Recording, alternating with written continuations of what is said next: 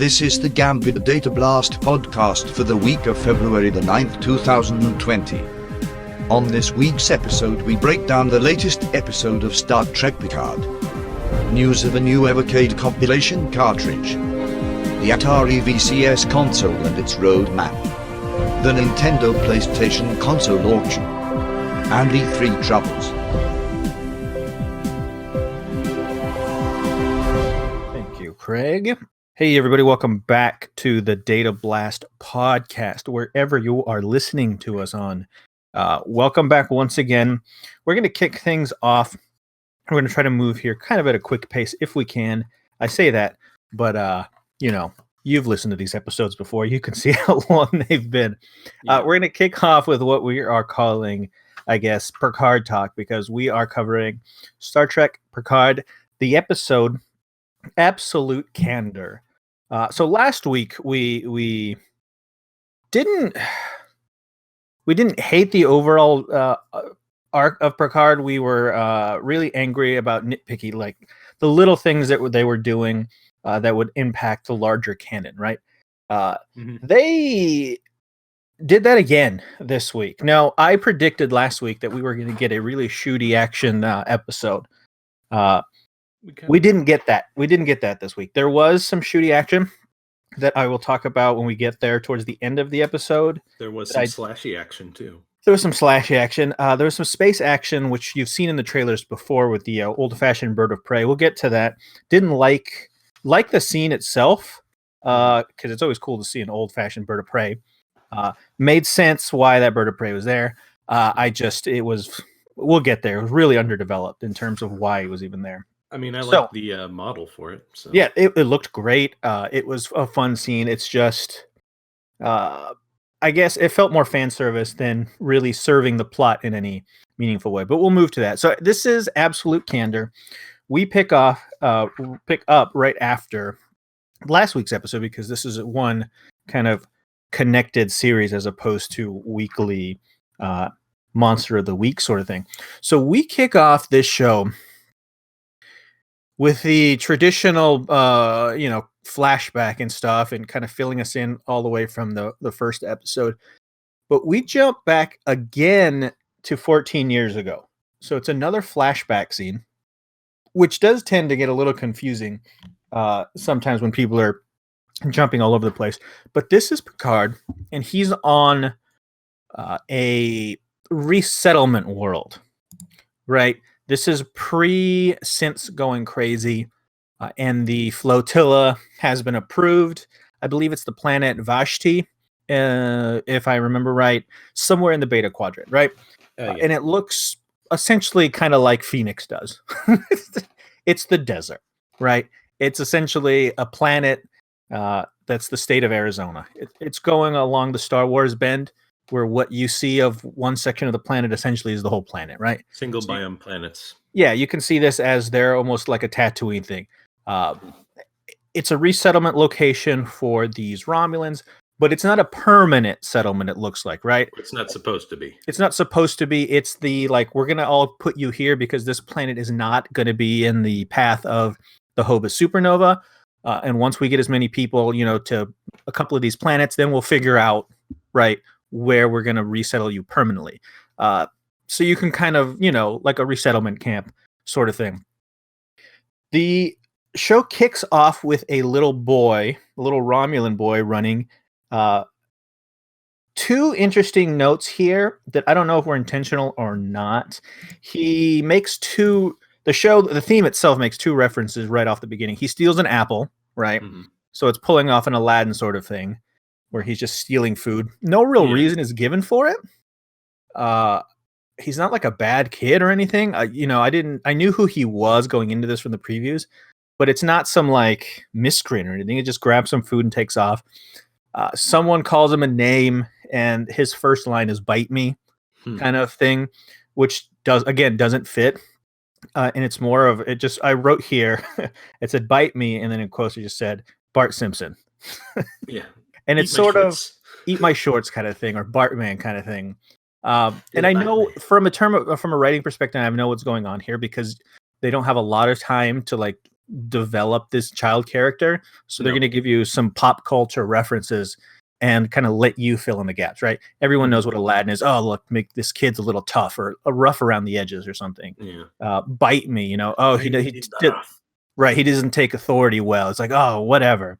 Neither one of those things really ever come back in any meaningful way, in any form of way later on.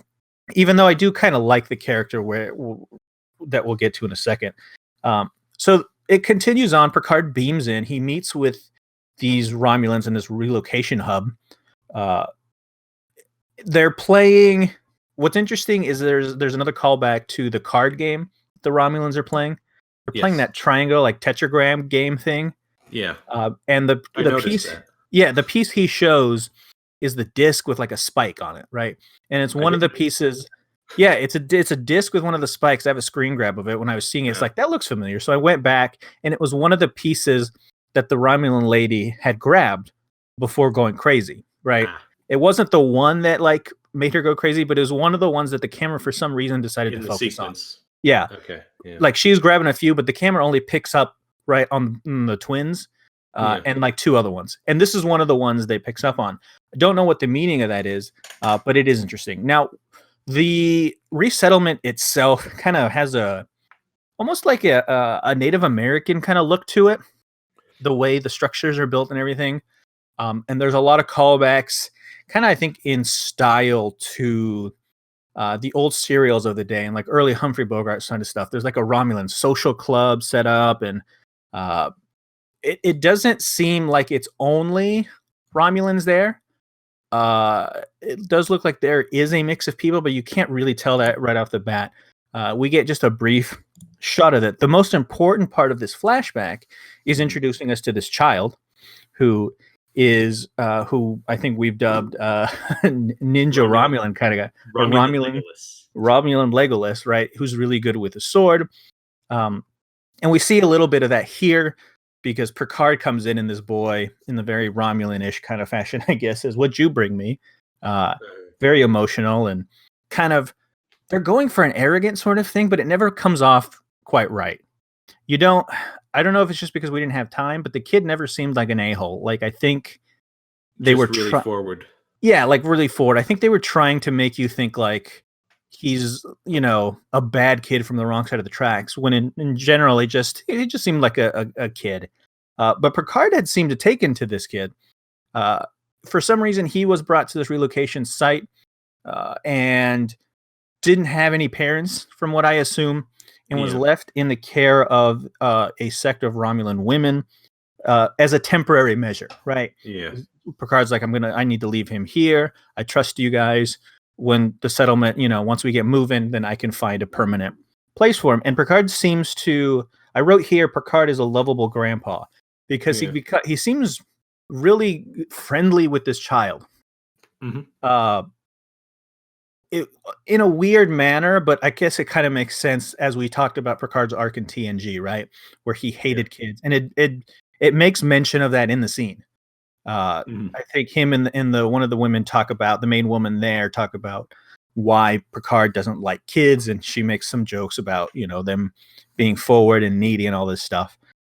So basically, we know they watched Encounter at Farpoint. Right, they watched some stuff. So they get that idea, but he becomes close to him. He brings him a book about the Three Musketeers, and that's where we get our scenes of sword fighting with sticks, right? Like he's teaching him the idea of the Three Musketeers. And if you know that story, you kind of get the idea of how he's going to fit in his style. I thought it was all well done. Again, I'm going to praise Picard here for pacing wise. I think pacing wise, this was another really good episode.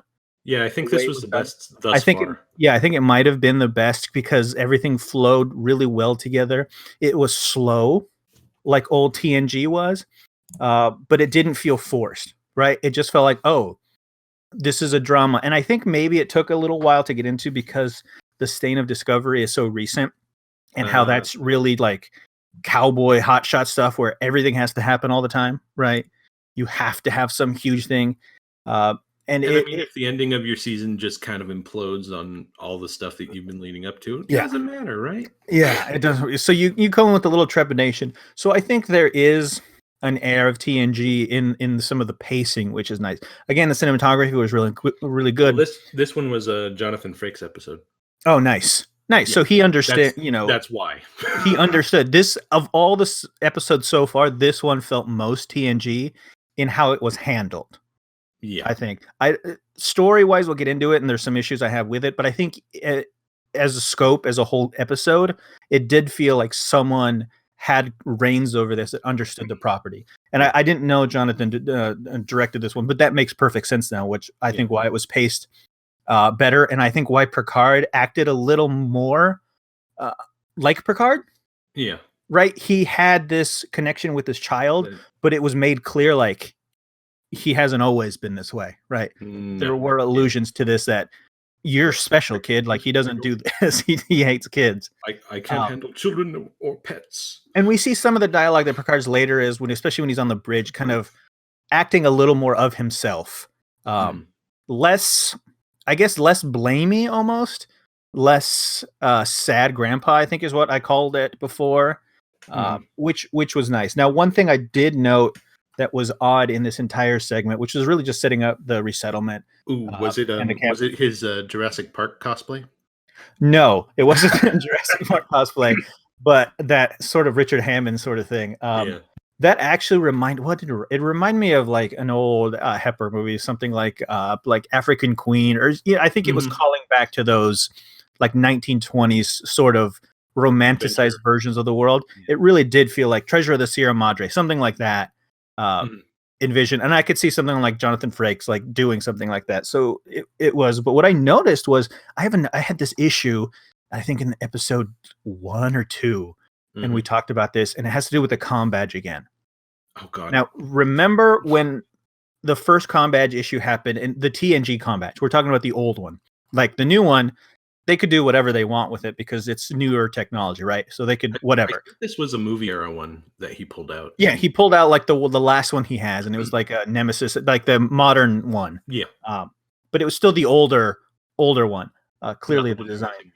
And so when he calls Raffi the first time, remember how I noted that he hits the thing and he talks like instantly, right? No waiting, no like direction to who he's talking to, like, and it was weird, right? Because Raffi is a fairly unique name, but if we're talking the Federation, I'm sure there's other people named Raffi, right? And I don't know, and I don't know if he has like a Rolodex in that thing, so it automatically knows. like if he calls number 1 on there, does it call Riker? Does it call his dog? Like I had issues with that. This one, he hits it again because he gets a call from Raffi this time, right? And we're in the past, and they're currently working on the evacuation. But we don't hear Raffi. What he does is he does a very modern CIA earpiece thing. He puts his finger to his ear. Yeah. Like, I don't understand how that would work. Like, I understand visually, like, you're trying to tell, oh, look, he's having a private conversation. Again, you're trying to connect with modern times. Because they're trying to do it like, oh, you can't hear what's on the other side, but... Right. But what I don't understand is that's never been an issue before or a thing. No. Like, comm badges, it's broadcasting everywhere, man. It's broadcasting live, so like especially in DS9 and episodes where they're like doing a lot of sneaky stuff, even a couple in TNG, like when they hit their comm badge, they still whisper because everyone is hearing it. He just puts his hand up to his ear, and Raffi talks to him, and it was very strange to me and kind of off-putting with what was going on there. Yeah, I noticed that too. It just and again, there was less of that this episode, like the little things, but some of these little things just really, I don't know. It annoys me in the way old technology is being changed for modern times. I understand, like I said earlier, just a little bit. If it was a new comm badge from the era, right? Like they have now, those nice ones, kind of the calls to the future ones. Fine, right? Like I said, technology changes. That would make sense, right? I think that would actually be a good feature to have, especially if you're like a military organization, right? You don't want to be yelling in a Section 31 mission or anything. Yeah. So during that scene, actually, the one of the other big points of the scene is the sect that he's with. Now, we don't learn a lot about him in this part, but it's an all-female sect of Romulans. Essentially, Romulan nuns is what you can kind of see as it. And it's made clear a little bit later. Note later is exactly what I put down about them. Yeah, I got a couple notes later too, but essentially it's like a convent of nuns. They just seem, at this point, they seem like just regular people. Fine, not a big deal. Happens. Most cultures have something of this. Cool deal. So he gets the message from Raffi that the synths have attacked. Calling back to that. So he leaves. He says goodbye and he says, I'll be back, right? We're not done here. I got to go see what's going on. And then, of course, we know the rest of that story up to Picard is he doesn't come back, right? He pulls away from everything. And it in a very un-Picard sort of thing, which they do touch on a little bit. So I thought introduction-wise to a new character is this boy and kind of seeing some of the plight of the Romulans was nice. Mm-hmm. This was a good way to start. Again, wish it would have happened sooner, but I liked it. It was long form. It took its time, and it wasn't like technobabble heavy at all. It was really just like resettlement of Romulans. Again, touching on modern subjects, right? Of relocation stuff that's happening all over the world, but it didn't feel heavy-handed. Right? It just felt, this felt like what would happen in the Not as much as some later stuff. Yeah, not as much as some later stuff. But early on, like, it was just like, hey, this part, this is a natural thing that would happen. We're not belittling these people. We're not being, you know what I mean? It's just like basic steps that anyone would take. So then the show starts. It does its intro. It kicks in. And we jump back to the Star Wars ship. That he has that looks straight out of the Clone Wars. I still am not comfortable with the ships in this series. I kind of think they all kind of look ugly for the most part. They feel like more Battlestar Galactica or Star Wars New Trilogy. I guess mid trilogy now, not new trilogy. So I mean, you look at like older stuff, and it's like, okay, this is an obvious design. And I get what they're doing. That the Federation itself has the armadas, right? The really nice, clean, this look, and there's others. And you saw that in TNG early on, right? Mm-hmm. You saw how they kit bashed literally any sort of sci-fi model together. Usually whatever was primary for that time, like so many things had the Enterprise D saucer section and nacelles. It was kit bash stuff. And then whenever they did like another race, especially like early on, like season 1 or 2, like when they did some of the smuggler stuff, or there was that one cool like Han Solo allegory episode they had in TNG early on. Remember that one? And he had his own ship, and it looked like just a wedge of like cheese with some things sticking out of it. Like when they brought in ships, it looked nothing like the Federation. And you saw a little bit of that in Enterprise, right? Where they had the space boomers or whatever they called them, that had these strange looking ships that were just, they felt more like the Nostromo out of Aliens, right? Just kind of long tubes or boxy things that are just not aesthetically pleasing. Things with like shipping containers on the side, basically. But they felt like utilitarian, like, okay, that does feel like that. They ship cargo, that's what they should do. This ship is just designed to look cool. Yeah. It's simply designed to look cool. And it also, I haven't got a lot of good looks at it, but I do have some concern with some of these ships. And I guess you could have some of these concerns with TNG in it, in that when they go to warp, there's no definable deflector array dish, right? Mm-hmm. And I think that's, at least in terms of Federation technology, that's one of the main points of how warp travel for them works, right? The deflector array is that little blue like circle, or, you know, every ship kind of has that little, it came from the tube design of the original Enterprise and they incorporated it into every ship, which is essentially, or pretty much every ship. Even the Defiant kind of has it on its nose cone, which builds a deflector shield so that when you do go to warp, you don't get blown apart by like a microscopic piece of dust that's in the way. And it's also the reason why ships have to warp forward, because there's no deflector array, you know, to the side or to the back. So I don't know if this ship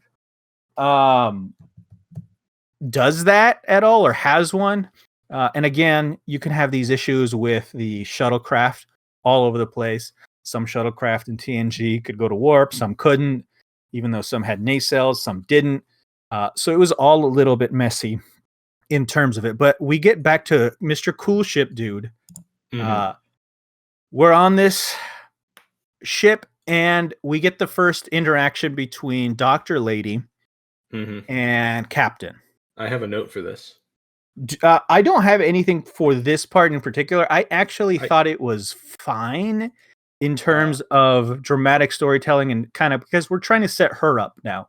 We already know he's cool captain guy. Yeah. And I actually think he's the most interesting thing in this series so far. He is, but which we'll talk about a little bit later in terms of the other people around him on the ship. That the hologram problem we talked about last episode. We'll talk about again. It does get worse. I wrote that exactly and I circled it a bunch of times, but it also connects to him in a way which I kind of like as an actor wise. But we kind of are building her up as a character because up to this point, she's been girl in shock, right? She's Tilly. Yeah, basically. She's essentially been Tilly up to this point, like, oh my God, or like, wow. Please no. A proxy for the audience, right? Oh, cool. Oh, what's happening? At least in her case. I wrote down, please shut up, Kim Pines. Please shut up, Kim Pines. At least she was in Scott Pilgrim. She was at Scott Pilgrim. I loved her in that. Yeah. So she's essentially the us, right? She's the viewer kind of stereotype, right? You always have somebody that's brand new that doesn't understand the world around her outside of her little bubble. So they're building her up. They did that with Tilly, of course, which made less sense because she's a trained cadet, right? She went through all this. She should be that. At least this Dr. Lady came out of Daystrom and is just like, hey, I'm coming along and everything is new to me. So she's the proxy for us. She talks to him, and this guy is cool, like Cool Hand Luke levels cool. He's like reading a book on like existentialism and like how death makes us human, right? Like something like, and it's a paper book. It's a paper book, and it's really heavy, right? Like the not just the book itself, it's a big book, but like the material in it is like wicked heavy. And the doctor, who's like the greatest cyberneticist of our time next to Maddox, is like, this is a little too much for me, man. You're a little crazy. And so I liked the interaction between the two because it's setting more of the story up.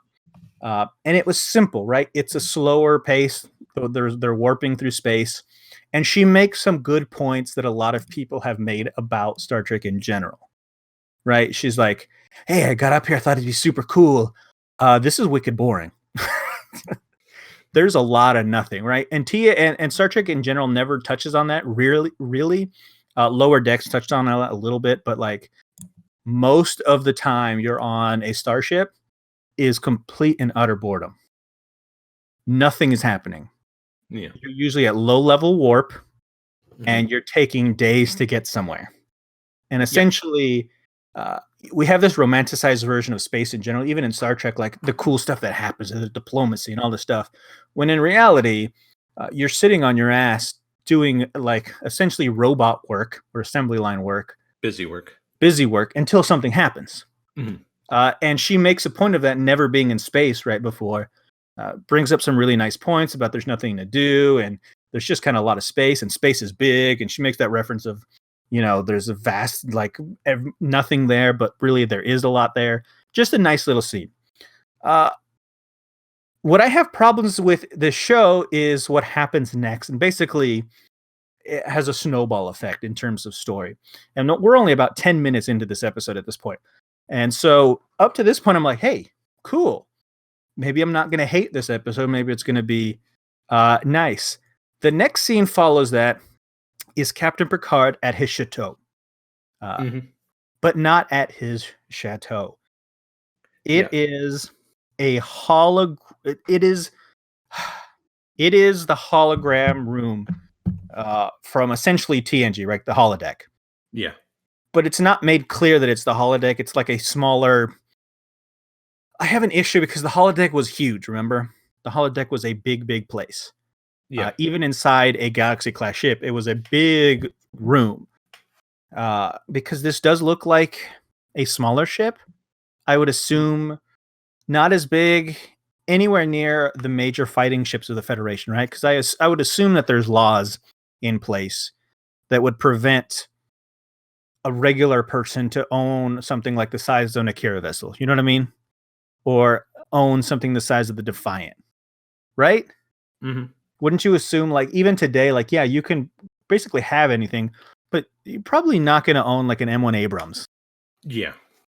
Right? It's like, yes, you can have big trucks and all this stuff, and like, but that's reserved for like the military or, you know, certain things. You can't have like an APC that maybe like your police force has. You can't have that stuff. Yeah. So this ship in terms of size, I would assume is at least comparable to the Defiant, if not probably smaller, because the Defiant, I believe, is the smallest class ship they have. And then you would go up from there from like the Steam Runner or something. So to have a holodeck on there is weird to me. But weirder still is the reason he would have it. Like, there is no reason for him to have the chateau on this ship if the reason he's back in space is to get away from the chateau. You know what I mean? Like, he wants to be back in space. Well, they built that chateau set, man. That's what I wrote. That's what I wrote down here. In quotation marks, I wrote, "Spent too much on budget, needed to reuse sets." And I had this question kind of seeing the trailers, because in the trailers for upcoming episodes, it's constantly back at the chateau. And I was like, well, if you're in space, like, why the hell would you be going somewhere only to come back to Earth? It doesn't make any sense. And then, of course, it doesn't make sense in budget, because we've seen some, and we talked about this before, how beautiful the show looks and how like many locations they've been at and all the shooting stuff and building a ship interior set and all that stuff, a physical one, has to be a lot of money. And the budget's like, hey, we have to reuse some sets, essentially like old TNG used to do. Like, hey, we got like 2 planet sets, dress that thing up, and that's all you get. Yeah. But another scene another part of that same scene where they're rebuilding the room is the hospitality program that came with the ship. And this confused me at first, because this is the first time we see a secondary hologram that isn't related to the Doctor that we had earlier, yet looks like the Doctor. Well, we had the Doctor, and we had the navigational hologram as well. We had the Doctor, we had the navigational hologram, and now we have a hospitality program that came with this ship. So clearly this ship was some sort of pleasure ship or yacht or something of that nature.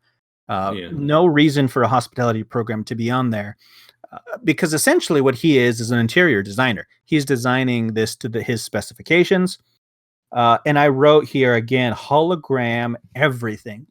Again, what's the point of building more datas, which we'll get to later toward the end of the episode, and how that just goes foobar too. But why would you build more datas when you literally have every job automated now and perfected? This hospitality program recreated the chateau from records, super friendly and helpful, and everything was perfect. And no one thought it was weird that he was there. Nobody said, oh, look, you have one of the new hospitality programs. You know what I mean? Like little things like that. Like, oh, you have a new model of something that just came out, giving that 14-year window, which would have made more structural sense. Like, hey, the synths went nuts 14 years ago. How about we stop that and go back to hologram and really focus on there? You know what I mean? You could say something like that, which would make more feasible sense if you mentioned it. Oh, you have the new Mark whatever that are back in stock. So that was it. It was really weird to see that again, because it's played by the same actor as the captain. And I honestly think whoever that is, I've seen him before, is having one hell of a good time, because he is hamming it up in each of these roles. The Doctor, the navigational program, the captain himself, this new kind of almost effeminate or like Parisian interior designer program. Very interesting in how it's done. I just don't like why it's there or the need for it. And again, right after they talk about this, and I captured this in one of the stills, they show the ship from profile in warp, and it looks tiny. It looks like barely bigger than a runabout. So again, we have issues with size and scope in terms of that. But things get a little bit worse from there. Eventually, Raffi comes in because Picard has changed course on everyone. And he is asked to go to the planet Vashtir that we talked about at the beginning that we got the flashback to. And Raffi says, no, we're going to Free Cloud, which is essentially Vegas, and we need to go there. And he's like, oh, I'm never going to be this way again because I'm really old, all this sorts of stuff. Yeah. And then we have this big meeting with everyone on the ship that's talking about, oh, you tell him, and no one's, it's just essentially more dialogue and more filling in the details about this. And we get some backstory about the kid. Everyone's here. Everyone's a part of this crew, blah, blah, blah. They make mention of Vashti now being kind of in a weird territory. Now, we're not privy to the territory system of this current version of Star Trek. And Star Trek has always kind of played it fast and loose with territory systems anyways, inside the shows. The only real map we get is from screens on board ships and Star Trek Online, which still in itself is its own thing, right? There is no definitive like size and scope of who owns what and who controls what. And so where Vashti is now is under the control of some sort of warlord, which feels weird in itself. But they also mentioned something about like the Rangers are there helping them. Like, who are these people? What did they call them? I didn't note it down, but they were like the something Rangers. Yeah, the something Rangers. Like what? Like my only reference to Rangers is in the military term. Yeah, like, and they were there helping. Like, are they associated with anyone? Implication is like the Texas Rangers or something like that. Yeah, like that's what I'm feeling. Like, are they the law of the Federation, or they seem like they're doing whatever they want, or the area? Like, where exactly are they? Are we towards Romulan space? We're not giving like details on this, but we're the point of this kind of scene is to explain who the women are that Picard was talking to. And I wrote down here during the scene that they are Romulan warrior nuns. Yeah, and then nuns, and then mongooses. And they're Tal Shiar mongooses. They hate the Tal Shiar, and their job is to hunt the Tal Shiar, even though they lived on Romulus, which is probably then the worst place to live if you're going to hunt the Tal Shiar, right? Yeah. It's like saying that your job is to like hunt down CIA agents, and then your base of operations is Washington, D.C. I mean, you know what I mean? Like Terry A. Davis was like halfway there. That's like my brain. It's like, why would you? Okay, so you don't like him, whatever. But why would you like live on Romulus then? Wouldn't you be a sect on somewhere else or someplace else? Move out because they're like the military power, technically. Yeah, you know what I mean. You don't want to be like inside the war zone of the baddies in like their backyard if you don't like them. That never works. And so I wrote in parentheses, "Kill me," because Romulan warrior nuns is the goddamn stupidest thing I've ever heard. It doesn't make sense, but we don't, to be fair, we don't know a lot about the Romulan culture. And really this show is really trying to fill in the gaps and give us backstory on Romulans in general, which I don't like. I don't like knowing everything about someone, which I think is why the Klingons were so interesting, especially like in the TNG movie era. Mm-hmm. It's because like you just knew they were warriors, right? Yeah, that's all you really knew.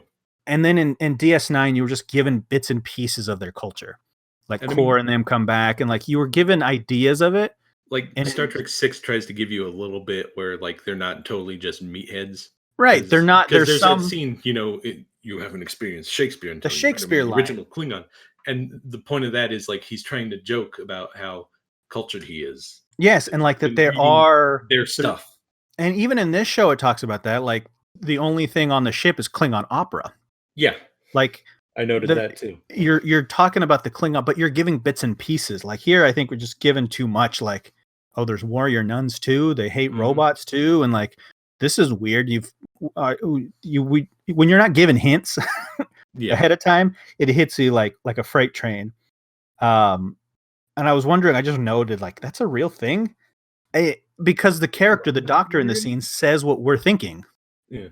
She literally says, like, looks to camera because Picard is there and the camera pans to her face and she goes, wait, that's a real thing? When he's talking about warrior nuns that hunt Tal Shiar. And like my response was like, no, I'm with this girl. Like, yeah, that was a thing. That's fucking insane. And we do learn more about this sect, which ties into the name of the episode, Absolute Candor, because they will tell, apparently... They'll just shit on you. Apparently, they're just like talk radio hosts. They're like, I'm just going to tell it is like it is. They're diametrically opposed to every other Romulan on the planet, where they try and hide stuff. Yes, like where they're like, no, you're an idiot and your haircut's stupid. They're exactly like the opposite of the Vulcans. Not the Romulans themselves. This sect is. They're just like, your hair looks like shit, old man. Like they will tell you to your face because you're looking old. It's like the political correct people like on the radio. It's just like, I tell it like it is, and that's how it is. And then everyone's just like, maybe don't tell it like it is because you sound like an asshole. And these women are never like assholes, and they never really do that. But that's the big note that he has. He's just like, they practice absolute candor. I'm like, these ladies are living in the worst place to do all of these things. They hate the Tal Shiar with a passion. They'll tell anyone they're going to kill them. And they're like, and they tell you the absolute truth. It's just like, ladies, you are fighting an uphill battle. How are you not dead yet? How did you get resettled and not murdered off when everything was happening? And so Picard has befriended these people, and he needs their help because, and this is another like old Star Trek, Picard is pulling from like so many pop culture things to try to tell its point. When we mentioned that he was Legolas, like Romulan Legolas, it was almost prophetic. Yeah, because this sect of women are warrior women that bind themselves to your cause to the death. Yeah, if they choose you. So it literally is like elves. Like the pointy ears don't help. No, it doesn't. I kind of figured they were going to do this. It was like, oh my God, this is like Lord of the Rings shit. Like, you have my bow. Note how they're dressed too. Yes, like, it's all like sort of Easternish but elvish stuff. Like, and what I don't like, dress in robes and everything. And what I don't like about this is the difference between like Star Trek and Star Wars in scope and style. Star Trek has always been scientifically based. Yes, there's been a weird shit. We've talked about Space Lincoln. Like there's weird shit. Yeah, but it tries to be realistic in terms of like what's going on in the world around it. It's not fantasy. I've kind of wanted to cover for a while. Star Trek is about as hard as you can get with science fiction, and also have it reasonably fit well into pop culture. Yes, it's about the perfect meld of it. Yeah, like there's enough there where like people who get influenced by it start trying to make things from it. Right. There's like you don't see like Star Wars and people like trying to create things outside of a lightsaber because it's cool. Well, I mean, there's people that want to make a lightsaber. There's people that want to. Possible. Right. They haven't figured it out yet. And it's not practical either. But like Star Trek, like you have the X Prize. It's like trying to create the tricorder, and we have pads and like communicators and cell phones and laptops. Yes. Like stuff from the original series and even TNG. You have people like Elon Musk and like these new people going like, dude, I grew up watching these shows. That's why I'm doing a lot of this stuff. Doctors same way. Like they're like, look at all this stuff, and it's not painful and horrible. And then you have Star Wars, which I like. Mm-hmm. It's fun, but it is fantasy. Way softer. It is a hero's myth. It's fantasy in space. It's not science fiction. It's space opera. It's space fantasy. Exactly. So they can get away with these, like the idea of the Force and like the idea of these things being these ethereal things, which is one of the reasons people were so mad in Star Wars when they became midichlorians and just like disease things or like bacteria in your body, right? Yeah. Like you ruin the essence of like this mystery. This of is so fantasy. easy to write. Why are you screwing it up? And I feel like the sect of Romulan warrior nuns feels like something out of like Hercules or something and Xena, as opposed to something out of like, you know what I mean? Like the look, the feel feels like an episode of Xena in terms of characters. Or like something out of SG-1 where they go to some and planet. it doesn't feel right. It's very, very weird. And I'm not liking what they're doing to the Romulan people. Just like we mentioned that we don't like what they're doing to the Borg. They're turning them into the mythical elven race. Yeah. And I got another pin on that later, but yeah, you know the scene I'm talking about. Oh, I do. We see more of this. Like they are legitimately turning these into elves, like space elves. Yeah. And I don't like it. Like everything you've seen of the Romulans in Picard so far kind of throws away everything that we had in the series. Like in TNG, they were a mysterious force. Yeah, and their explanation for why, because in case you didn't know, one of the main writers, Michael Chabon, yeah, put out like this video, blasting people for knocking on all this stuff. If you're coming out blasting your fans, your convictions are probably incorrect. Just like, because this is how things work. It's Star Trek. It's not like real. We talked about this off the air. We talked about this off the air. I don't want you putting your spin on Star Trek.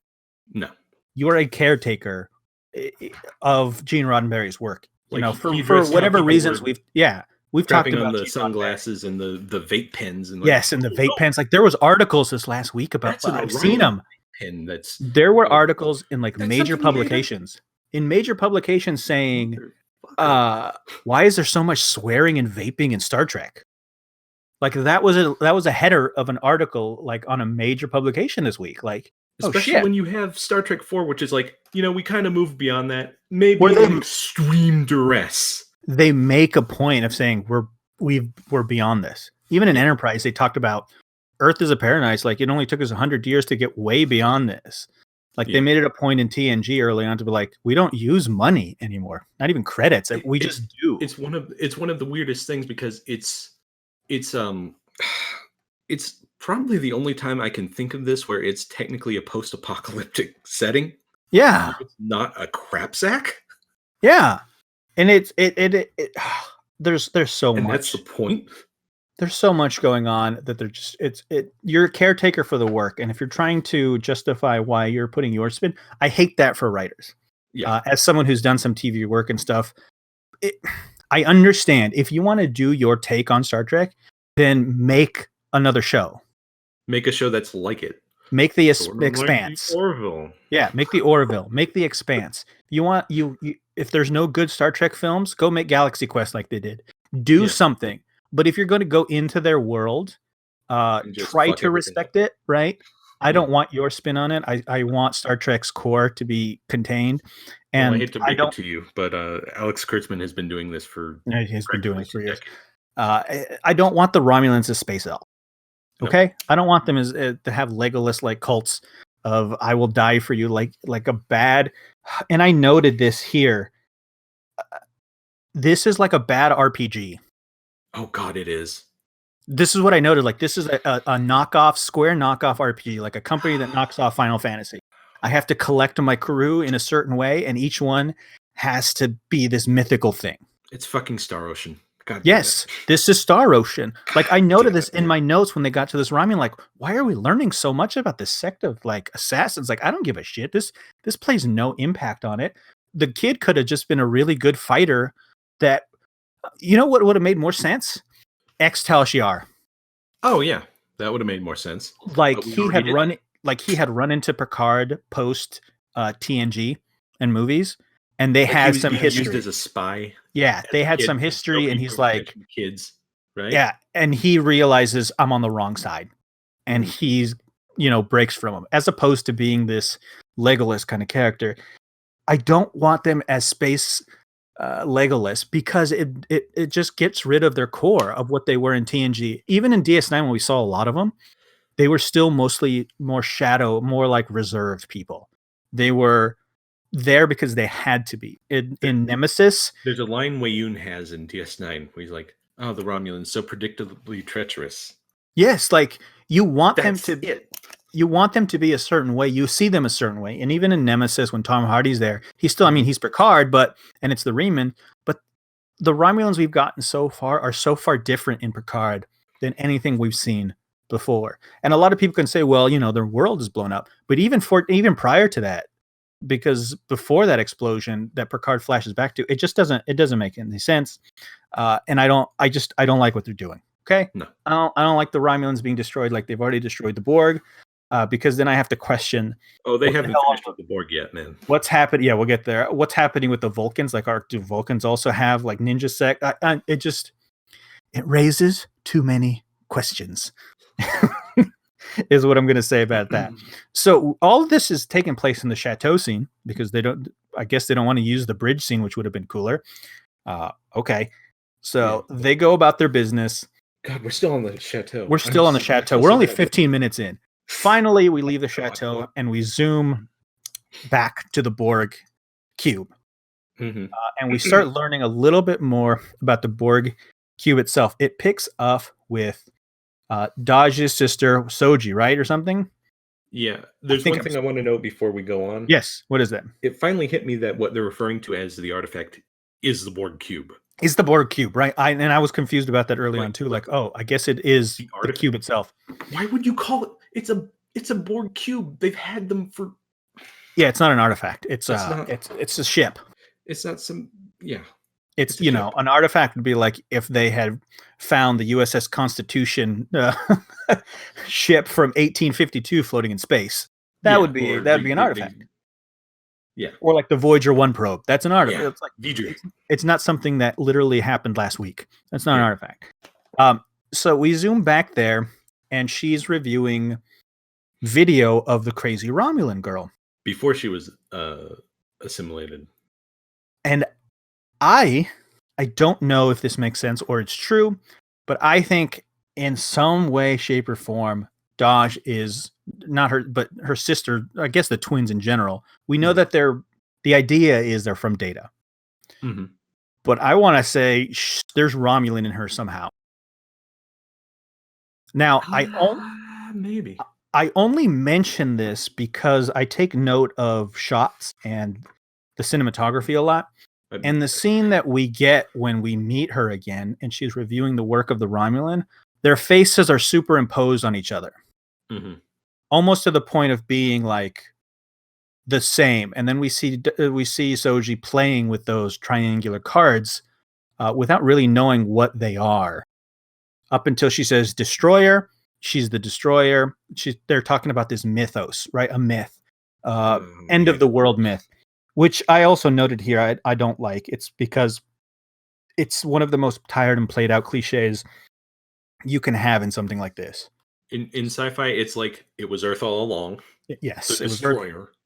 It was like the end of Battlestar Galactica when they make it. Oh, look, it's Earth, and I'm like, oh, this is the stupidest thing ever. You had a cool show. Why'd you do this? And it got even worse because they're like, oh, the kids mitochondrial Eve. Yes, Eve and nope, I'm done.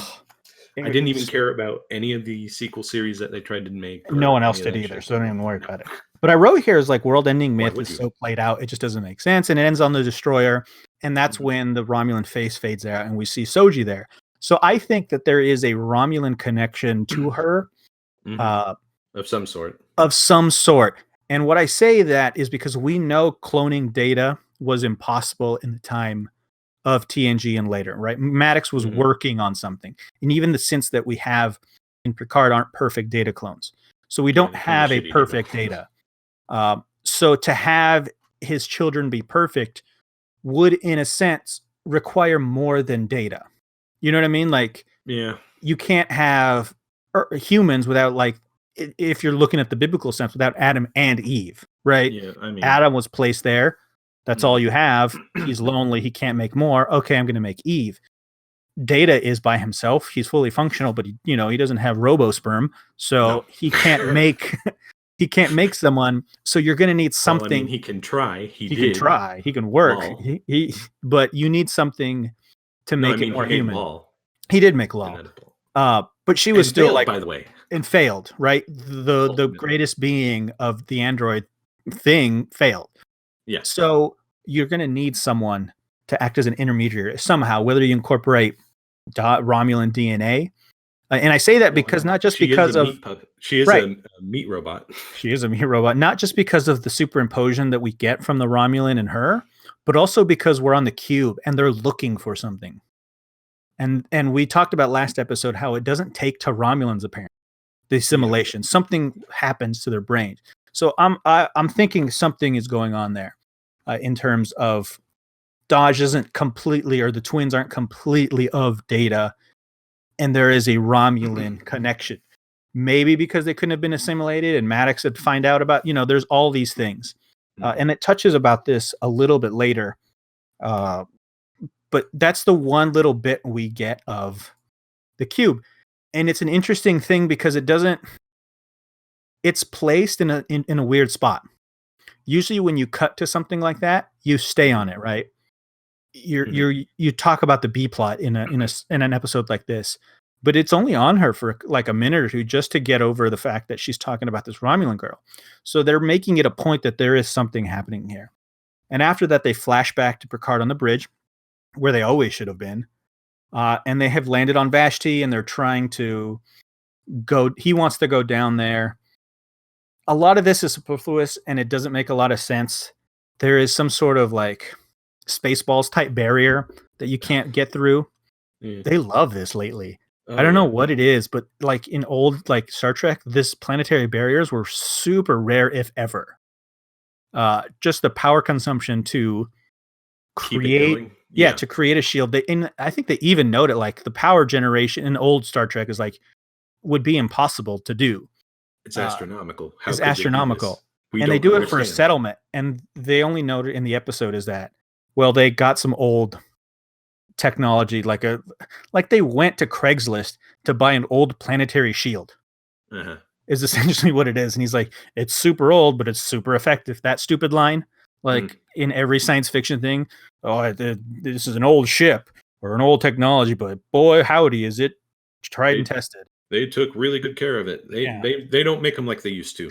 And so they make a big deal about like not being able to beam down or pass the planetary shield. Picard says, hey, let him know it's me. And she's like, Raffi's just like, buddy, they don't give a shit. She's going through social media. And she's like, I'm trying to find a way in there. They never explain it. Cut to Picard on the planet. Yeah, he just beams down. He just beams down after this conversation about like, we really can't do this, or like, what are we going to do? And finally, the captain's just like, I don't know, we can pay him a bunch of money, I guess. And then he just beams down. Like for no reason. Clearly, he's not wanted there. Exact same spot, too. Exact same spot as the intro, because that's the set they had. And it's another issue I have with even old Star Trek, like beaming not to where you need to go. If I had a teleporter and I had to be at work, and like say work was in Denver and I'm in California, I would teleport into my office. I wouldn't teleport to the parking lot so that I could go in and use the elevator to get to my office. You know what I mean? Like you'd teleport to Disneyland front gates. You wouldn't teleport to Knott's Berry Farm down the road. and then walk the rest of the way. And then walk or take a bus. So again, I have issues with that. But he teleports in and he's looking for these nuns. And everything looks the same, just a little more run down. And they don't like him there, clearly. But he is like... Romulans only signs. There's a Romulans only at the social club. And he is just like grandpa in the wrong place. It's like Chevy Chase in Vacation. Oh, You're in the wrong city, pal. And he's like real friendly, rolling down the windows. Hey, could you tell me how to get to Wally World? Yeah, and he's and Picard's just like, and then they steal like the tires and everything. Yeah, and he's just like, "Hello, hey Romulans, hello, how's it going?" And he's like friendly, and they're just like, "Dude, what are you doing here?" And he passes the Romulan sign, and he goes in, and of course, because he teleports in, he's seen, and he gets spotted, and they rat him out. So he goes in and talks to them, and from here, it just gets. It gets dumb. It loses track a little bit. They note how Romulans age slower than humans. Same actress. Picard is older. You look the same. Blah blah blah. And it serves to meet Elnor, the kid that he was befriended at the beginning, who he didn't think was still there. He's still there. So he asked for their help. It's it does. He asks for the help, and he gets him, who doesn't want to be there. And I guess I just didn't like this whole section in general, because I felt this was it did come to a halt a little bit right here, just serving as, again, another RPG moment, just to get him on board. Right? It felt like something out of a bad Final Fantasy game. Oh, I'm at this mystic nun temple. I need your help. He's like, well, we have one outsider that will help you, but we can't. And, an outsider gets assigned to your party. Yeah. Elnor has joined the party. Yes, I want someone to just like recut this episode of Picard, which is like Final Fantasy joining music. Every time someone says, yeah, I'll join you. Let's get going. Because it felt silly. And so they start meeting, they start discussing it. And again, we jump back to the Romulans on the Borg cube. Romulan lady's getting her biorhythm machine thing looked at. And evil Romulan Vashti guy, super secret guy, comes in to talk to Soji. And I'm confused through this section. Was it the Borg ritual? I almost turned the show off when he says the Borg have rituals, because I literally scribbled on my notes here, what the fuck is going on? Yeah, because she's like, the Borg have ritual. He's like, no, the Borg do have rituals. And then he takes her to show her a ritual. And I almost shut the show off when I'm like, what the fuck are you doing? Please don't tell me that we're actually going to get some bullshit, bullshit, like a queen leftover, like she implants her something stupid, right? No, thankfully, they don't do that. It's just a ploy for Robot Nookie. It's just a ploy, and I put here for bad steamy sex scene.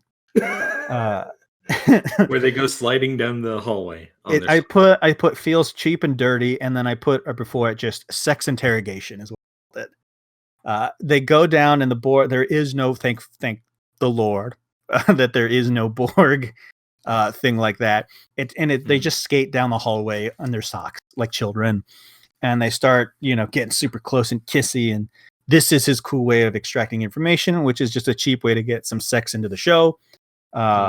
Which it does feel like the twins right now are just sex objects at this point. It does feel like her only role and the actress's role right now is just to be sexed up by Romulan guy. Yeah. And it does feel a little bit cheapening in that sense. And she kind of says, are you Tal Shiar? And he's like, no. They both know something about each other. Mm-hmm. He knows she's a robot. She doesn't, but she's starting to figure out, like, dude, how are you have access to everything? How are you doing all this stuff? Even though she's already slept with them and like, whatever. She's like, you're hot, so I'm just going to do it. Now I'm going to ask questions. It's the old movie thing where you sleep with someone, ask questions later, as opposed to ask questions before. Wasn't that The Last Crusade? Yes. There's all that stuff. Both wind up sleeping with Elsa. Yeah, with the Nazis. It's like, ugh. And so they go skating. You figured that Soji would know something about this place, and she's working on it, but she's like, oh, okay, maybe there is. They go skating. It's cheap. It's dirty. And it doesn't serve much as to put questions in both of their heads, because he is trying to extract information. She's trying to extract information. And now they don't trust each other. They kiss, and then they run off. We don't get a lot of stuff there, except to know that she has the same problem as Daj. She thinks she was on this Romulan ship. He is super secret Tal Shiar organization guy, says you weren't on that ship. She's like, no, I was. I know I was there. And then he's like, what were you doing on the ship then? Because apparently the Borg assimilated the scout ship. And it was the last thing, and we talked about this last episode, right? This was the last thing that they assimilated, and then that Borg cube blew up, or it went crazy. So I guess the implication is that maybe it doesn't affect all Romulans, but that like this crew or ship Something weird happened. Yeah. was special. I actually like that idea. I wish it would have been done sooner, so I didn't have to be like, you're ruining the Borg here. They're going to do it anyway. You know, it still doesn't help the Borg as a whole, but it makes a little more sense that like, okay, maybe there's some sort of virus, something happened to this cube because of this assimilation, and then we realized that Soji was technically on the ship, but there's no record of her being on that ship. Because remember last episode, the Romulan woman remembered her as the destroyer. And so something is connected there. So then we move on from there to, I guess,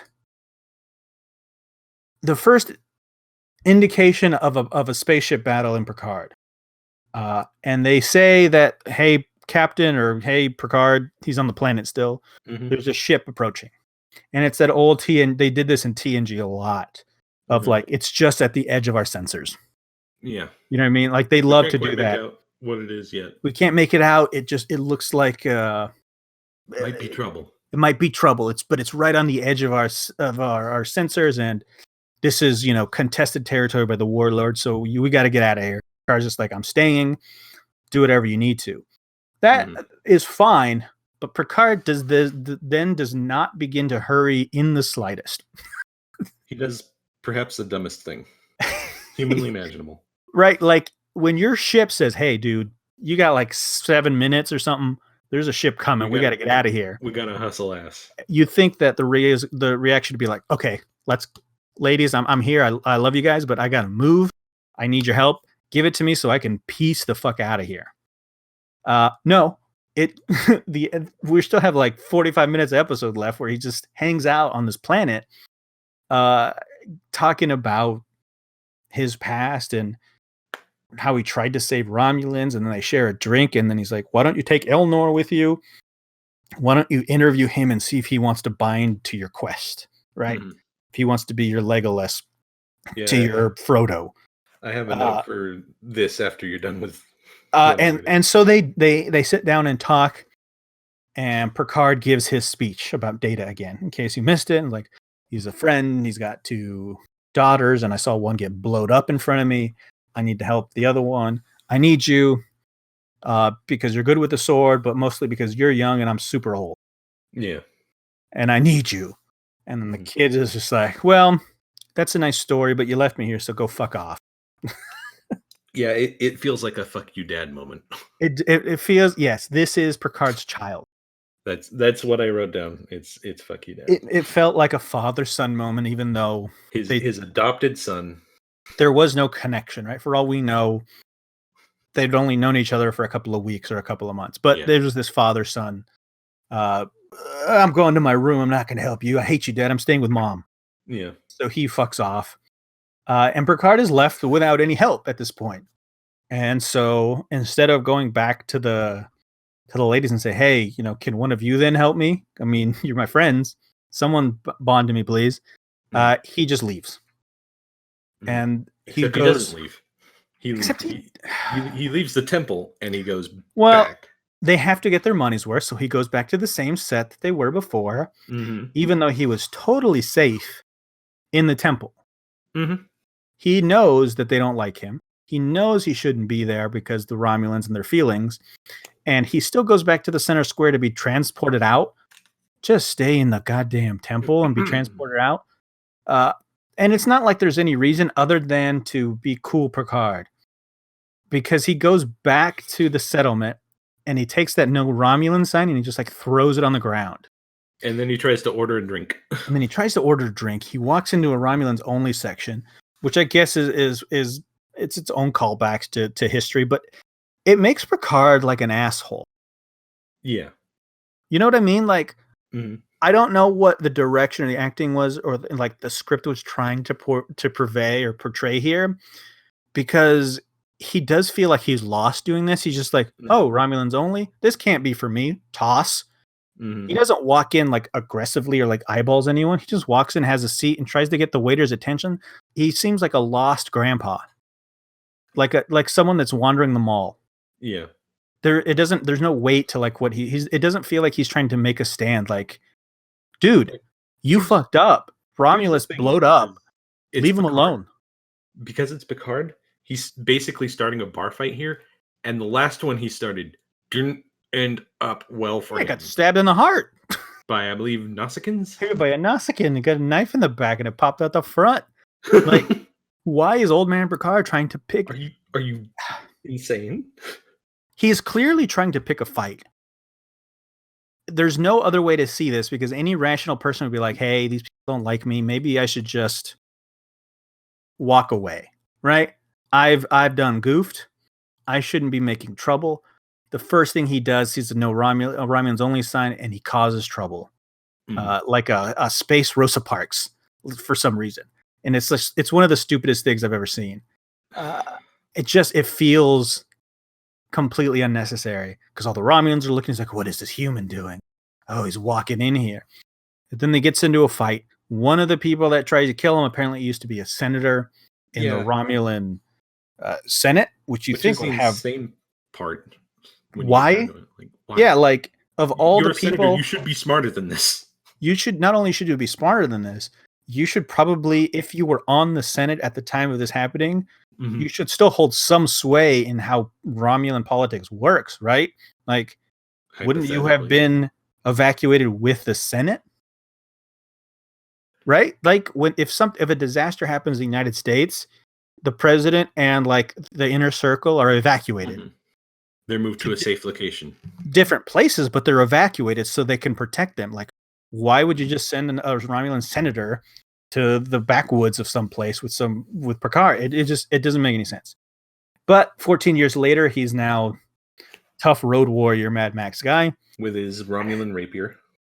With a fucking Romulan rapier. It has a hilt. It has a handguard on it. It has a basket hilt.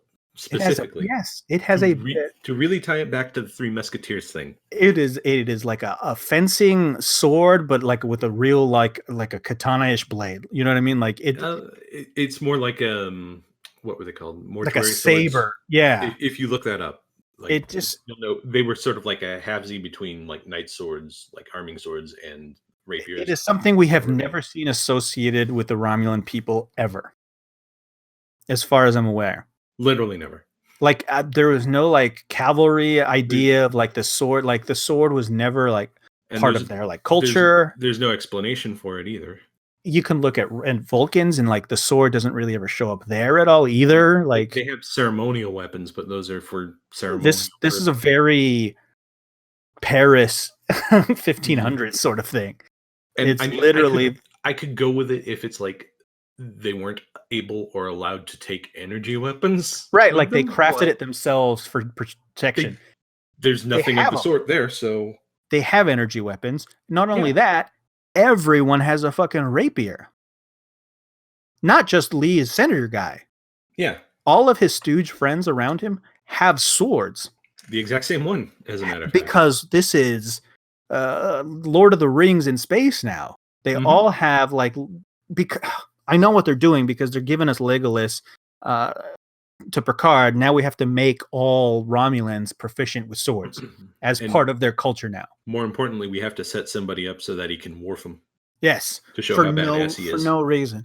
And so now, and remember this, Picard is the one at fault here.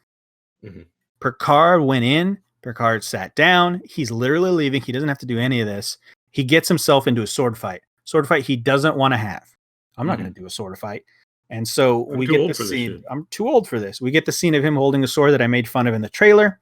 Remember, he's like, they're presenting each other, and apparently Romulans, their culture is about fencing, just like it was in Paris, and they know fencing stances. It's all bullshit. And the salute and everything. Yeah. And the salute. And it's like, we see this happen, and he blocks one. Right? He parries, like they talked about in the book, and then he throws his sword down. So at least he's not engaging in this like 85-year-old man sword fighting. It looks okay. It was clearly him. There wasn't like, I didn't notice a stunt double. And he took like a parry. He flipped it around, like an agility thing that even an older person knocked the sword down. He's like, I'm done. Cool. But dude, why are you done? You should have never started. You're the one that started the fight, and now you're the one saying I'm out, right? like it. You're an asshole now twice. Not only you're an asshole for walking in there, you're an asshole for like not respecting their culture that they're going to fight to the death now, apparently, because that's what they do. And so Legolas comes in and he does the Did you just call him Legolas? Yes, Legolas comes in and does the stupid, because he's literally looks like Legolas at this point. He has like he's got like the braid. He's got a braid. He's got like a long robe. He looks straight out of Lord of the Rings. And he's like, hey, Picard's with me. I've bonded to him. Like the fuck all these people. Choose life. Yeah, choose life. And the guy's like, who the fuck are you? I don't know what you're talking about because I'm old school Romulan. No, they know he's the kid from the nun temple. Yes, from the nun temple. So like, yeah, fuck you. They're like, fuck you, kid. And he does like a goddamn like a drill move. He like spins in the air like a drill. Like this is Crouching Tiger, Hidden Dragon. Yes, like wire work move, like no one's attacking him at this point. He's not near anyone. He just decides that I'm gonna drill you a drill move through the air and chops main Romulan's head off, like slice it, like his blade is made of some magic metal. Yeah, slices it right off. I'm pretty sure I saw it cut through a tank once. It just like he bleeds green. And it falls off, and then he's just like, Picard is with me, everyone. Go out of here. You regret your choice. You got yourself killed.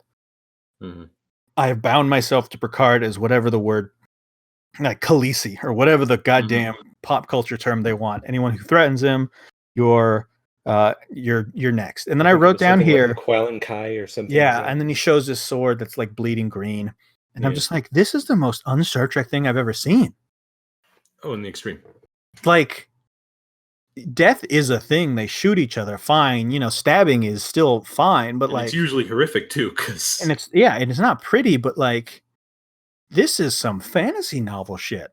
Oh yeah, like this is not Romulans. What are the Romulans? Expect out of like a Dritz Do'Urden story. This you would see, this is like something you may see in Star Trek from like a third tier species that are only there for one episode. Yeah, because the writer, like the really bad TNG episode where they like picked up the crew, like the culture of Scottish people. Oh no, they were Irish. They were Irish. Like that really racist episode where like space Irish people are there, and they're like shooting dice and cooking pigs. Yes, and they got like there's like hay everywhere somehow. You know what I mean? Like it's that kind of thing you might see. Oh, for you, my daughter's hand. Just like, no, stop this, TNG. Stop. Don't do this. Please get away from it. It felt like that you would get a third-rate species would do something barbaric, right? Because it's usually done to show that the Federation has grown out of that, right? It's it's one of those things pointing back to now. And it's usually, in that particular episode, it's diametrically opposed to the guys that they're trying to get like a deal going with. Yes, and it just have all this like genetic resequencing problems or whatever. It was a dumb episode, but Star Trek did that a lot, like backwards people, something related to modern day. 2? It was like 1 or 2. It was like 1 or 2. It would have been. I think it was 2, but it was one of the first 3 when Gene was still around. But there was always like they were used as showing us how far we've come as a human race, essentially in the future.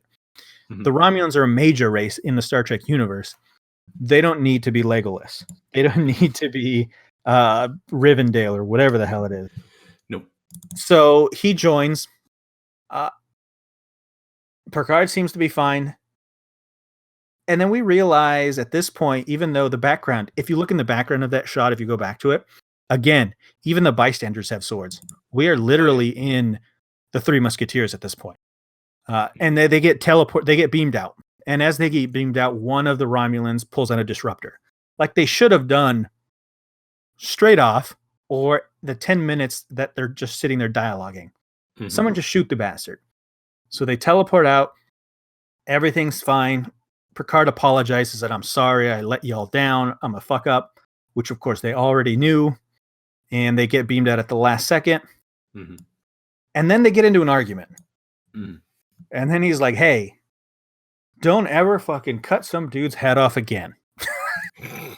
Let me. That was unnecessary. I understand what he's doing, right? And like, we're better than this. This is my quest. You listen. But it's also like, dude, Picard, you got yourself into that situation. You would have been dead. You're 89 years old. You're not going to take on a group of 5 Romulans with with disruptors and swords. Yeah. You're dead. No, you're toast. Okay. Buddy boy just saved your ass. Yes, he cut some dude's head off, but you know what I mean? It's like it's just like it's so hard to put an analogy, but it's like your dad like refusing to asking for directions and getting lost. Mm-hmm. And then, you asking for directions after that secretly and knowing where you're going, and your dad getting mad that you asked for directions. Something like, it's just stupid. Like, you can't get mad at the kid for that. Yeah. And then as soon as he says, no killing, the guy's like, I will. Then they do that peace hand salute and their best friend's cool. And everything's cool. Mm-hmm. And so they head to the bridge. And this is, again, the transporter room is on the bridge. It's at the back of the bridge. It's one set, right? I'm pretty sure, right? Like, there's that cool, I didn't even notice. I thought it was just doing site to site. I thought it was a different thing. But every time they transport it to the ship, they've used the pad with that giant, like octagonal thing in the back. Warp that core looks or like, the hell. Yeah, it looks like a transporter pad from TNG, like put up sideways. Mm-hmm. And they just walk forward to the front of the bridge. So this ship is not big in any sense of the word. And again, calling back to that weird, why would you have all this space for a hologram room? And none of this makes sense. So he goes and meets the crew, yada, yada. And we flash back one more time to the Romulan cube ship. Mm-hmm. And this is where I kind of just lose my shit. Oh, is it the weird Romulan incest scene? Yes, the brother and sister are now, again, because she's just coming and going. Mm-hmm. And she just like wants to bone her brother or something. And it is fucking creepy. I noted this. Creepy bro insist. And he's like, what are you doing? I need answers. We need to know who she is. This, that, and the other. I'm like, dude, stop. This is gross. They also have an anatomically correct joke in there. Yes, they also have an anatomically She tosses it at him. Oh, it's because she's... He's like, oh, is she using you or using her? Whatever. We're here to kill him. And then she notes that he has been studying androids all his life to the point where so he can kill them. Like it's an obsession for him. Yeah, but like it's okay. Like why would he be training it to learn all about androids all your life if you want to kill them? And what I mean by that is androids aren't hiding. Data was just never like, I'm not an android. He's like, no, dude, I'm an android. Mm-hmm. Like all sentient androids in the Star Trek universe, which there weren't any except Data, all robots were just like, oh yeah, I'm a robot. Yeah. Like you don't need to spend your whole life trying to learn what Data is to know that he's someone you want to kill, right? No, you don't. It would make sense. Like if you're that secret cult and you're like, oh, look, Data's the Federation is using an android as one of their captains. We need to get rid of him. Yeah. Okay, let's just get rid of him. You don't need to train a kid to be an expert on Datas. You would just be like, well, let's just send a Telsiar ship to blow up the fucking Enterprise. That's an over specification there. Yeah, like no.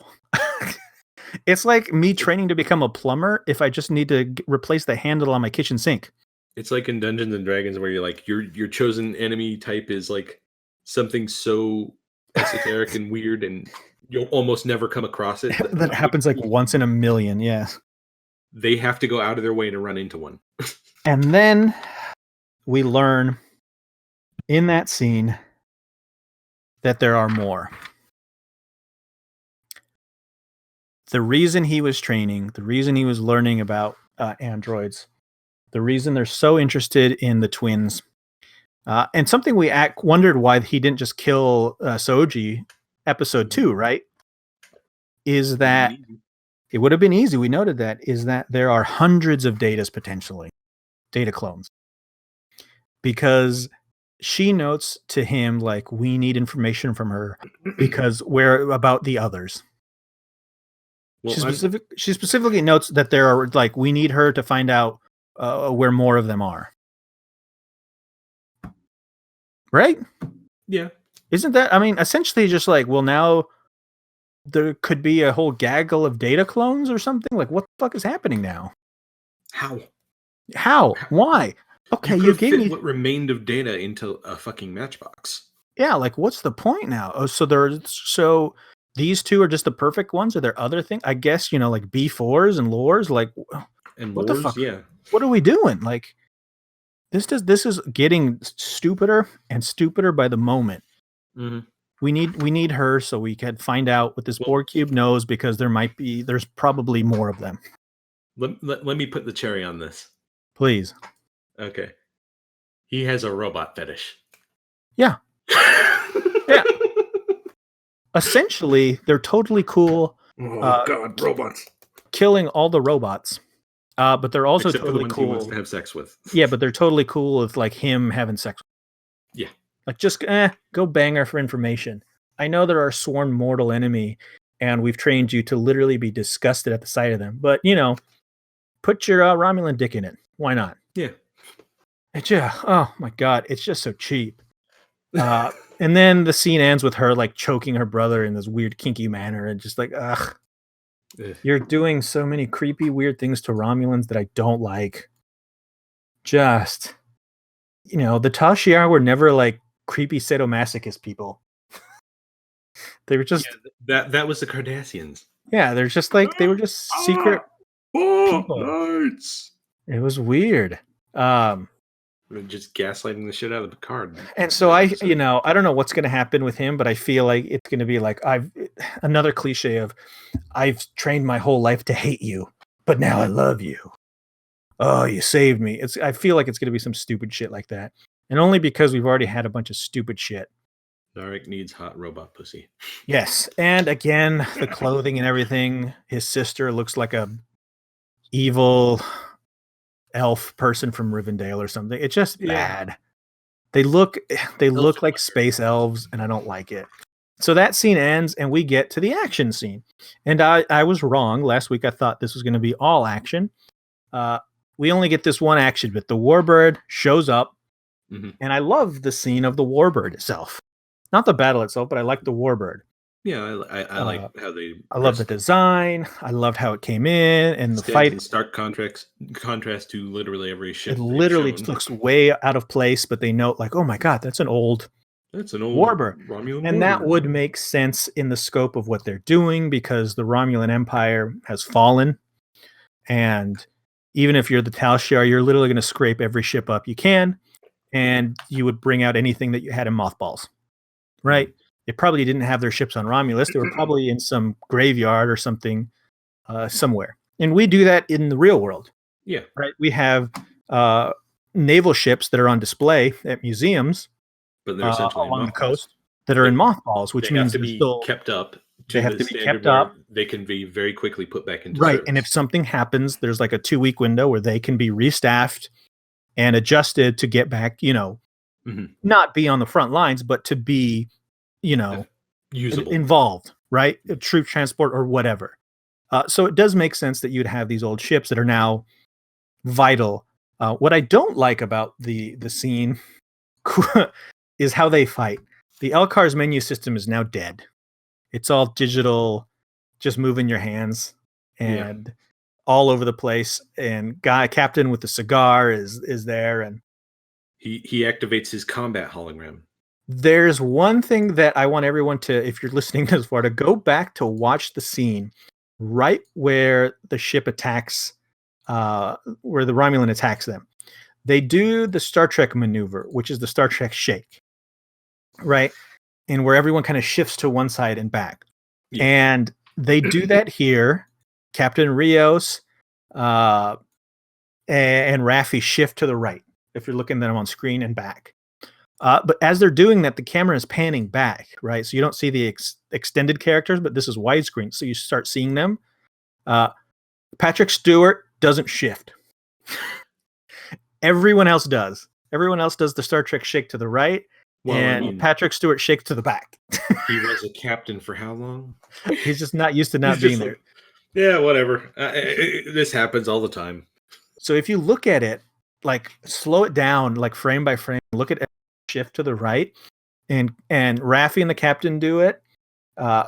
Patrick Stewart goes to the back late, and then the doctor doesn't move at all. She just perfectly stands still through the whole thing until like almost after the fact where she realizes it. So it's little things like that I don't know why I noticed. But they're fighting this ship, and my first thought that I wrote down here was, why didn't they just warp away? Why couldn't they warp? Because then you don't have an action scene? Because then you don't can have an shoot action down. scene. Exactly. Picard had been warped to the ship, and they hadn't engaged the Romulan yet. They could have, and he's not the captain, he's just like a crew member. They could have just bounced. Yep, there's no reason. There's no it wasn't like if they had beamed on and that argument didn't happen till later. And as soon as they beamed on, then they're getting blasted by, phasers. Okay. Like you're under usually attack. The excuse is, something's fucked up with the warp core. Right. That's what they do in Star Trek. They're like, let's get out of here. Oh no, we're too late. The antimatter containment field has been, is out of alignment. It's starting to collapse. Something is preventing us from warp. Yeah. But here they sit up there, they talk for a little bit, and then they come. So then they fight, and the bird of prey is cool. We get another problem in that we get another hologram. Mm-hmm. So now they're being attacked by the shield, and they're being attacked by this Romulan warbird. And what I don't like about the warbird scene is we're never introduced to the captain or anything. No hail, no nothing. No hail, no anything, no like, this is who I am. My territory. All they mention is he's some warlord. Mm-hmm. And I thought that was a huge wasted opportunity. Oh yeah. That just didn't feel very Star Trek-y, like they're just getting shot at. So they're fighting, they're at a disadvantage. They're doing the best they can. He calls up help from a navigator because no one there is a navigator, right? The captain's by himself flying. Yeah. He calls up a hologram. It's the emergency combat hologram. It's the emergency combat or whatever pilot hologram. Mm-hmm. And he screams, you fly, I'll shoot. And they all look at him funny. It's the captain again. Mm-hmm. This hologram has been modeled after the captain, but he's covered in tattoos. He's like got long hair, and he's like drunk. Yeah. And he's just like, dude. Speaking Spanish. He's speaking Spanish, which was I thought was neat, but also very weird. And it's just like, wouldn't the universal translator just destroy auto fix that for everyone? Like no one knows other language. It's the translator that's built into these ships. And so he's just like, oh dude, we're fucked. He's like, I'll help you. Yeah, we're screwed. But this is a bad idea. And so then a fighter joins the fight out of nowhere.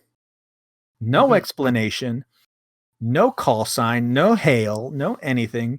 You just have a like this weird triangular shaped fighter show up. Oh, there's one pilot in there. And it's like you know what it looked like? It looked like the Blackbird from the X-Men, the stealth fighter that we built, like the America built in like the 70s, like the Blackbird, but like miniaturized. That's what it reminded me of when I saw it flying through the screen. No ID, no transponder. Like my dad was like, "Oh, is it like supposed to look like the Delta Flyer or something?" I don't know. It didn't look like anything Star Trek-y. It's again just another like speedy triangular ship. Well, they come in, they blow up or disable the bird of prey by chopping off one of its like wings, essentially like a bird. The pylon, yeah. Yeah, the pylon. And then this little ship gets blown up. And they say, hey, can you help me? Please beam me out there. We're getting a request. Refusing to talk to whoever's on board. Mm-hmm. It's very strange because Picard's just like, open a channel. It's very obvious why they're doing it. Yeah, it's very obvious why they're doing it. But they're like, okay. And they have a little scene of like, hey, they want to beam over. And then the hologram's just like, that's not a good idea. And they're arguing, hey, beam him. Do it. They beam him in. And it's 7 of 9. Yeah. Which is a cool intro. I will grant them that. It is a cool way to show up, but a very un-7 of 9 sort of thing to do. Yeah. She spent 7, whatever, how many years, Voyager. She was Starfleet, essentially, right? She was drafted in there. She knows how things work and all these things. to not say anything just doesn't feel very 7 of 90. And then we get the scene of just like Picard knows who you are. Of course, like 7 of 9. When the fuck did they meet? When did they meet? I was like, I'll grant them that. Maybe something happened or whatever. Over it's been the a long past time. 20 But it's years, just like man, 7 of but- 9, you're here? And then she's just like, you owe me a shit, Picard. And then passes out. Mhm. It's a cool introduction, but there's no lead up to it. You know what I mean? Like you want to generally hint or foreshadow that something is going to happen. And I watched the episode again and I didn't see any sort of foreshadowing or idea that, hey, look, 7 of 9 is going to show up this episode because of something. She just happens to be there. I mean, I assume we'll learn about it next week. But like, why? Like, why are you following Picard? You got to give us something to go off of. You can't just be like, hey, I'm 7 of 9 here. I'm going to join your crew. Final Fantasy music plays because I've joined the party. Like, again, they just show up. And this whole episode just felt like an RPG, the first hour of an RPG where just collecting your teammates. Yeah. But for no son real of a bitch, I'm in. Son of a bitch, I'm in. Let's do this. It felt just like a bad 80s film or something. It's Heist Star film. Ocean in its kind of incorporation of everything. And so that was Star Trek Picard. Next week is Now, Star Wars Gambling Planet. Next week is Cantobite Casino thing. Essentially, it's Las Vegas. And Picard's dressed like up pimps. as a pirate. Captain's dressed like a pimp from the 70s. It looks real bad. It looks real bad. The captain's got it. Yeah, Picard has an eye patch and he looks like, And a beret. Yeah, I hope it's just, and it doesn't seem like it's going to be like a comedic episode. I hope it just goes all comedy, some levity. I don't know why Maddox is, I'm nervous about next week in terms of silliness. So I didn't hate this episode as much as I thought I would. I just hate what they're doing to the Romulans. I hate how they're handling the franchise. Yeah, essentially, and I have since Discovery episode 1. I dislike what they're doing to what I like about Star Trek cultures and races. Mm-hmm. Right, they're rewriting history of what they are. Again, the show's acted fine. It looks beautiful. Soundtrack's great. Soundtrack's great. The cinematography, the shooting is great. The color work, it doesn't look dark and scary. It's like it's colorful and there are locations. I mean, they use the same locations, but they go places. This was just like last episode was like we're gonna screw with the Borg, and like this episode is like, yeah, we're gonna screw with the Romulans because no one knows what Romulans are. You know what I mean? Like the casual audience doesn't know what Romulans are. It's sort of the same problem with like Superman movies. You have people that know, okay, Yes. Lex Luthor and maybe General Zod. Maybe. You know, it's the same thing. It's like, the pointy eel people, that's Spock. Aren't they like Vulcans or something? And you've always had that issue of like just trying to like make them. I just don't like what they're doing. They're rewriting the Romulans for new people to understand. And what do new people understand? Well, look, they're Lord of the Rings people. They got ears. I don't know. If I was a new person watching Picard first and Discovery, and then go back to like TNG, DS9 and stuff, I would feel so lost. Well, like here's the thing that I've come to the conclusion on this show. If it wasn't Star Trek, it'd be a fine show. It is really well done. Like I said, really well acted. And if it was not tied to Star Trek in any way, which to be fair, right now hasn't, like outside of the Borg cube, outside of all the little memberberry bits, yeah. Yeah, out of the memberberry bits, you can just change some small things in this script and you have a totally independent science fiction show, which I'd probably enjoy. Yeah.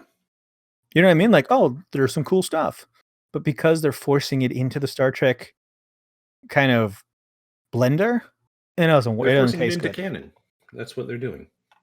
Despite everything else indicating that they're wrong. Yeah, don't explain to me what the Romulans are, because this isn't what they are. Don't give me backstory on the Borg, because you already gave me the Borg Queen, and that was enough of just a fuck up.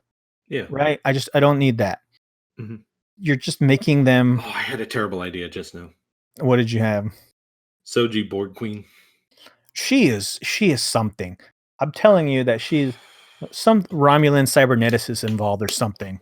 They don't have those. I know they don't have it, but some Romulan is involved, and I don't like it. So that's Star Trek Picard. I give this one a C.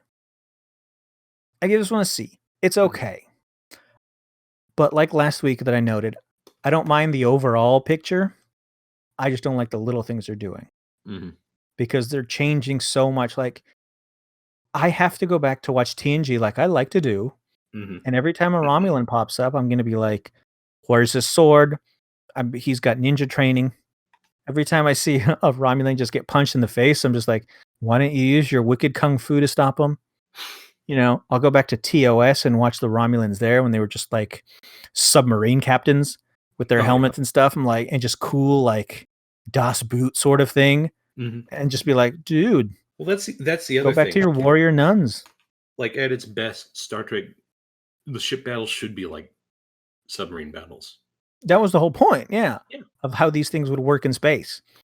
They're not going to turn on a dime. Like, even this episode, like the bird of prey acted like a bird of prey. It wasn't doing like super fancy maneuvers. But Every other ship was. Rio's ship was just like fucking top gunning, like hit the engines and flip around back to him. Like, Either what are on you loops doing? and shit. Yeah, and loops around, and it's the reason that would make sense, right? If you have a big ship, like that bird of Mhm. prey would have been a threat to the Constitution class Enterprise, Yeah. right? And if you had little tiny ships, you could cause problems. But the reason you don't have little ships in Star Trek is because you don't need them when you have big ships with phasers and photon torpedoes. Yeah. You know what I mean? Like, there's no point to have these little ships because they have targeting arrays. Yeah. You just get blowed the fuck up. Right? It's why the Defiant only works when not because it's small, because they can't be hit in space. That ship gets hit all the time. It's because it really can get heavily real armored. close. Yes. It's really heavily armored. Like that's the point in like First Contact. Tough little ship. It's heavily armed, so it can get in close and get under. It's essentially the Star Wars trench run thing. It gets in and it gets under, right? You see that in the cadet mission. They go under the Jem'Hadar. You see it when they can go inside like the wings of a bird of prey. It's literally all engines and weapons Or and that, armor. yeah, like the Romulan warbird, like the Defiant can fit inside there. And like all the other shit in every other starship doesn't matter. We don't have dolphin tanks. We don't have any of that shit. Yeah, it's like the second Rios' ship came into range, the bird of prey would have locked onto it and just fired and not missed. Yeah. When 7 of 9 ship came out, it'd been like, oh, this is a little tough to target, but once you get the lock on it, just shoot it. Yeah. These types of like fighter craft don't work in terms of Star Trek because of the technology there. Shuttlecraft aren't there to fight. No. Runabouts aren't there to fight. They're there to ferry you from location 1 to 2. Have you seen the last episode of Discovery season 2? No, but I know. Mm-hmm. I know, fighter. I know. Trust me. That's why I don't really want to get to the end. Fighters don't work in the universe. So, I mean, I don't hate Picard. I just don't like what it's doing to the canon. So we'll see next week. I actually do hope next week is just a heavily reliant on comedy episode until the end. Just because it would be like, if I want it to feel more like episode of the week kind of thing. Mm-hmm. Just be weird. Do something a little different and see, and just give us a breather maybe. I feel like we need a breather now that we're a couple episodes in. Give us a little downtime and we'll see where that goes. So let us know in the comments. Did you love Picard? Did you hate Picard? Are we on target? Are we on point? Are we crazy? I know a lot of people love it. So I know we're crazy too. So let us know. You'll tell us. I've heard it. We see the comments of how insane we are. So let us know if you made it. And also, let us know if you made it to the end of this episode.